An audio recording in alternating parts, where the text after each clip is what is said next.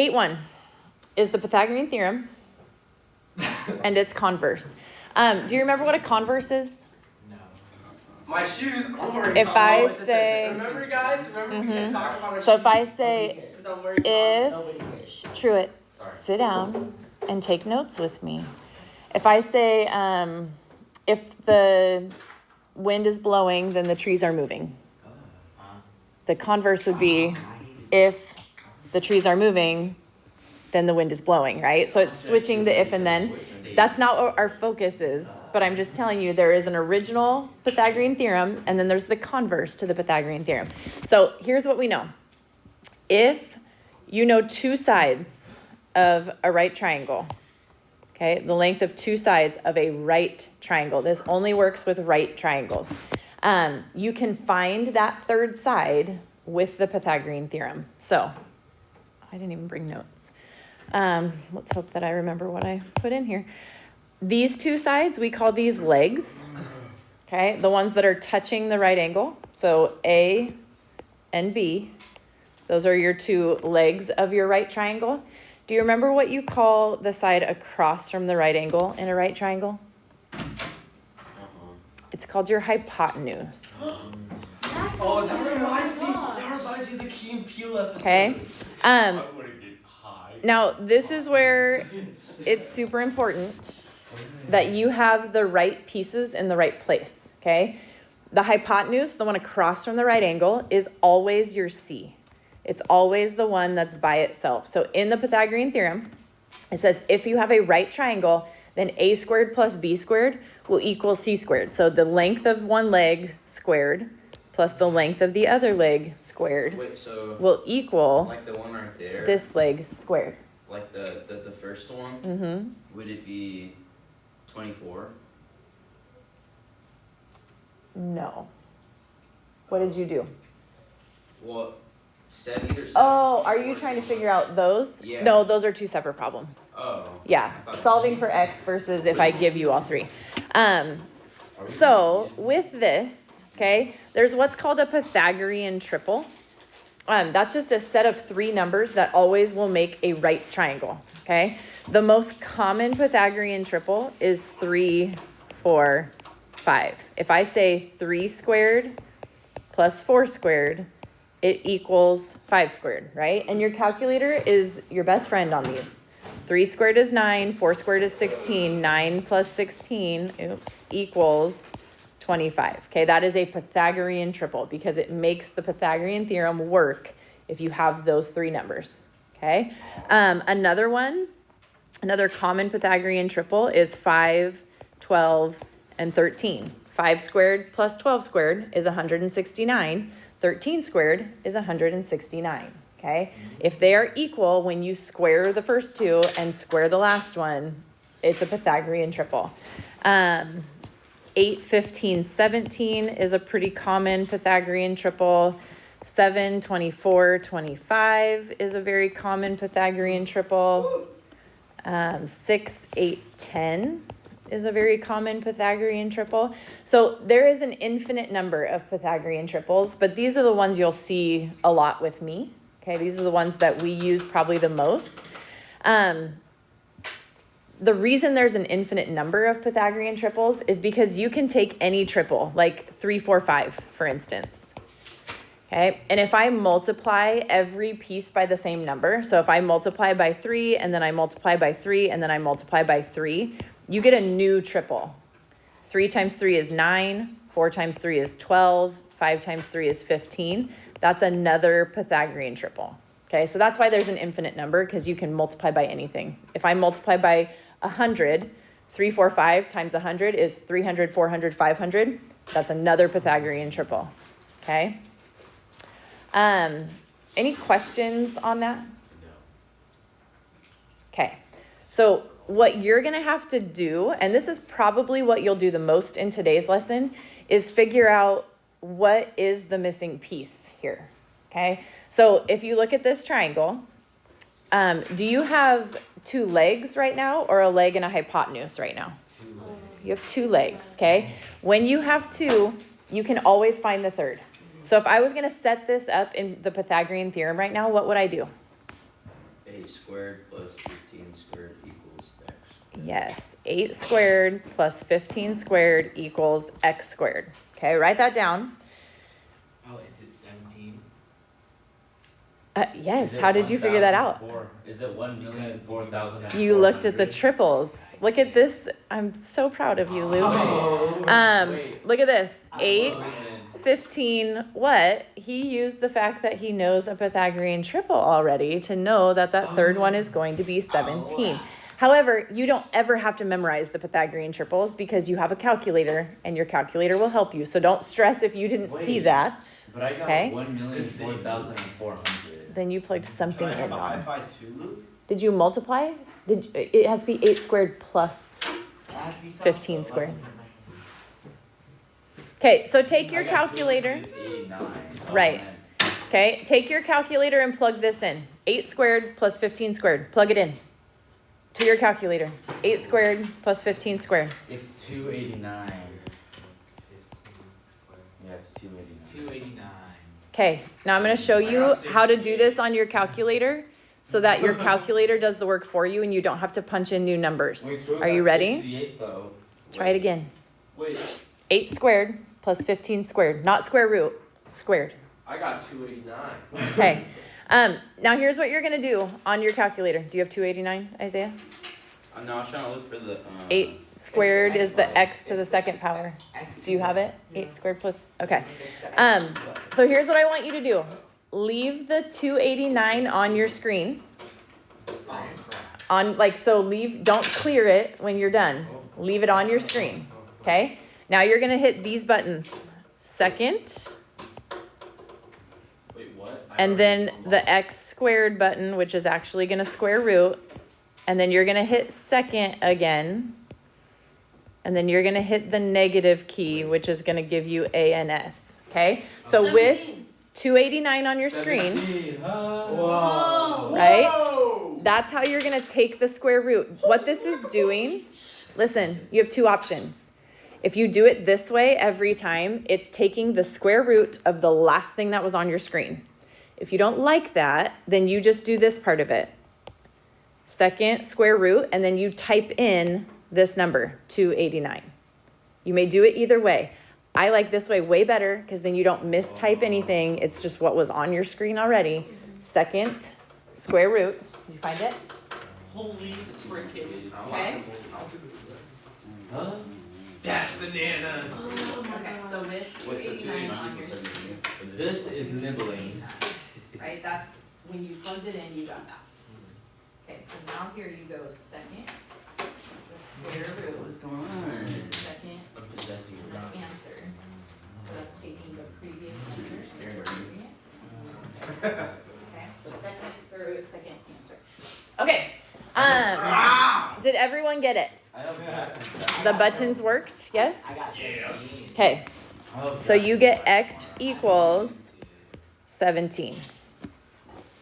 Okay, let's take a look at this one, because this one is different, and it gets done wrong a lot because it's different. If I'm going to set this triangle up in the Pythagorean theorem, what am I adding and what's by itself? You're adding the y. The y with Wait, so 10y plus y2 equals 6. 10 squared, right? It's a squared plus b squared equals c squared. Let's just attach variables. What is c? 16. 16. Okay, a and b are interchangeable. It doesn't matter which one's which. So if this is my setup, then I'm saying 10 squared plus y squared equals 16 squared. Okay, now if you want to turn those into numbers, if you want to call 10 squared 100, that's fine. You're welcome to do that. I don't think you need to. I'm going to show you a better way, I think. If I subtract 10 squared from both sides, plug that into your calculator. Please don't do that in your head because a lot of you are going to be tempted to say, oh, that's 6 squared. It's not 6 squared, okay? It's 16 squared and 10 squared subtracted. So plug it into your calculator right now. 16 squared minus 10 squared is 156. Oh, snap. Okay, leave that 156 on your calculator right now. and just check, is that a perfect square? So go second square root, second answer. So second square root, second, that negative button again. What do you get when you square root that? 1.24899. No, wait. 12.48999996? Yes. Is that a perfect square? No. No. Okay, so we don't want that.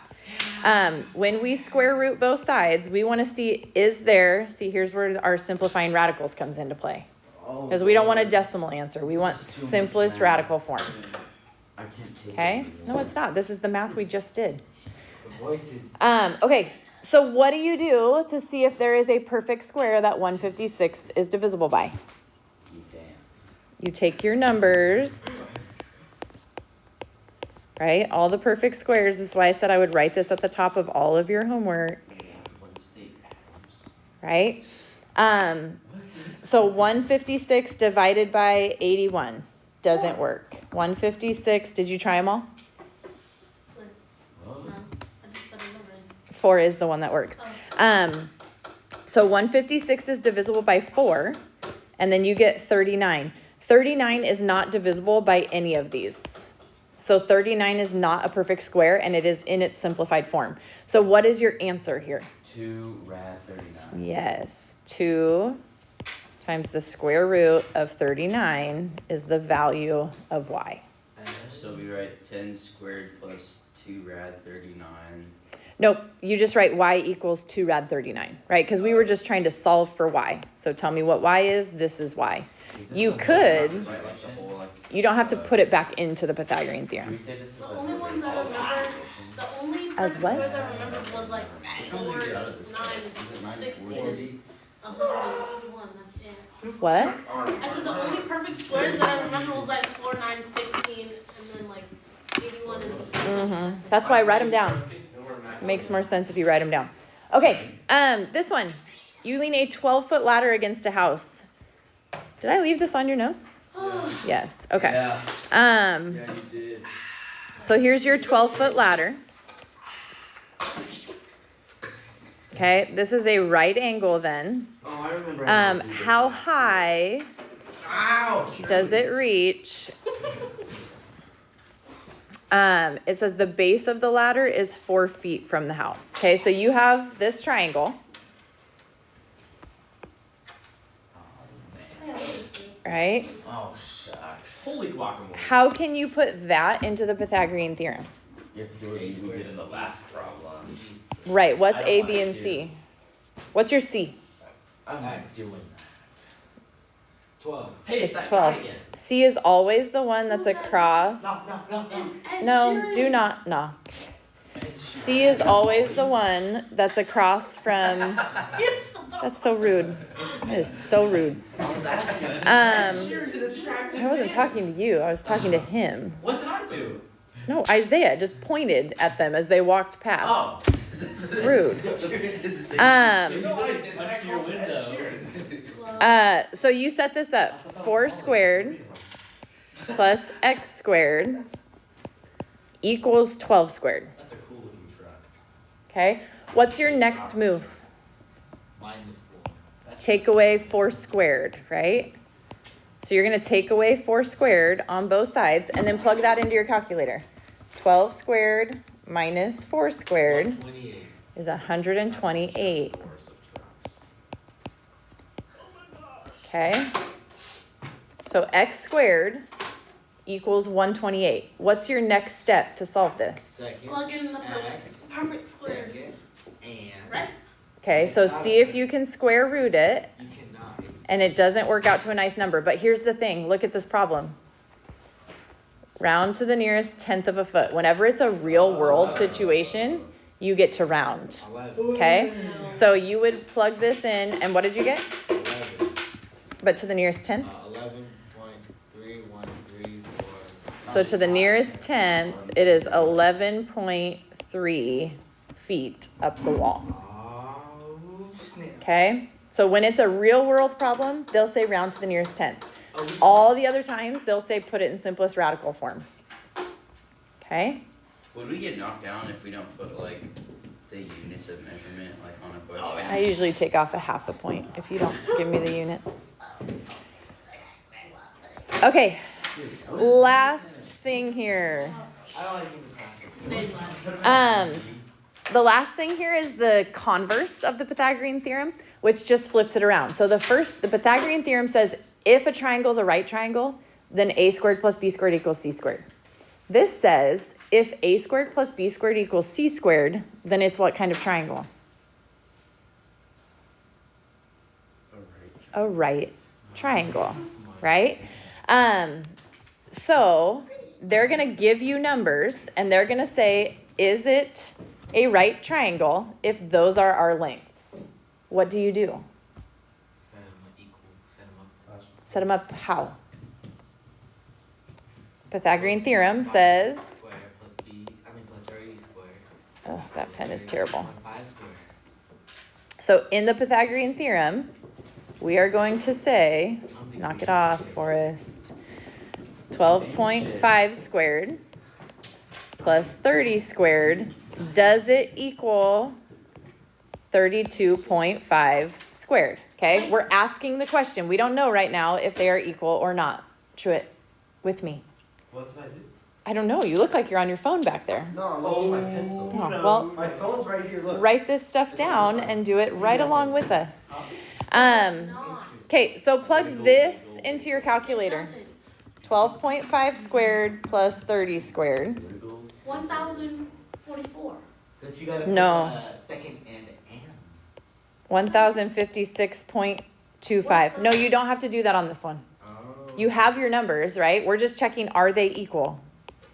So plug in 12.5 squared 6.5. plus 30 squared, and you get 1,056.25. Are you all getting that? Yeah. Okay, then plug in 32.5 squared. What do you get? Oh, okay. Plus 0.5. Okay, notice they're equal. Oh. So what does that mean? There, it is a right. It is a right triangle. So the question is it a right triangle? We would say yes, this is a right triangle. Ah. Okay, because these are equal. If they are equal, it's a right triangle. 16 squared. Okay, so then you try the next one. 16 squared plus 48 squared, does that equal 50 squared? No. What did you get? What's No. 16 squared plus 48 squared? 2,560. 2,560. Does that equal, this is 2,500? No. Because they are not equal, we would say this is not a right triangle. It's really not a shame because now you're going to be able to tell me what type of triangle it is. Oh, now we have to do more work. Last thing. Okay, so if it's not a right triangle, then it's either an acute triangle or an obtuse triangle. Okay, here's how we tell. Look at my arms right now. Pretend this is making a triangle. So put a line from here to my elbow. That's my hypotenuse, right? If I make it not a right triangle, right? Here's my right angle. If I make my hypotenuse shorter, so my C side shorter, what type of angle did I just make? Acute. Acute. If I make C squared bigger, it's obtuse, right? So that's what this is saying. If C squared is bigger, it is obtuse. If C squared is smaller, it is acute. Okay? So you have 4 triangles here. I want to know acute, obtuse, or right based on this. So you're going to set it up. 4 squared plus 9 squared somehow relates to 12 squared. Plug this in. So 4 squared plus 9 squared is 97. Anyone remember what 12 squared is off the top of your head? 144. Okay, so is this a right triangle? No. No, because they're not equal. Which one is bigger? Is it your C squared that's bigger or your A squared plus B squared that's bigger? C squared. When C squared is bigger, it is what type of triangle? Obtuse. So this is an obtuse triangle because the C squared is bigger?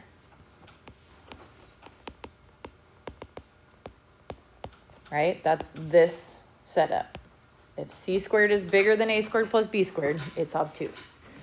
Okay, so look at letter B. You have 7 squared plus 8 squared somehow relates to 9 squared. So you plug it into your calculator. 7 squared plus 8 squared 7 is squared. 113. What's 9 squared? Squared. Wait, 81. what? 9 squared is 81. Oh. That means c squared is smaller than the other two. Acute. That is acute.